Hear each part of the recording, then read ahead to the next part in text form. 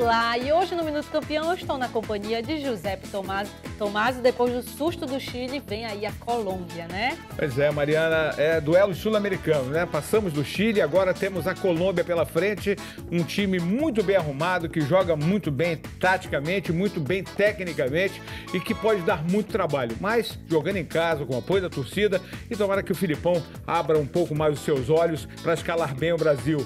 A gente tem contra James Rodrigues, contra Ospina, um time muito difícil a ser batido, mas eu confio no Brasil. Tomara então que o susto seja menor, né? Nem tenha susto. E você fica aqui com a gente no Minuto Campeão. Só na RBA TV Band você assiste a todos os jogos do Mundial. Minuto Campeão. Oferecimento. Trax Sky 50. A cinquentinha que chegou com tudo é da Trax Motos. Armazém Paraíba. Sucesso em qualquer lugar.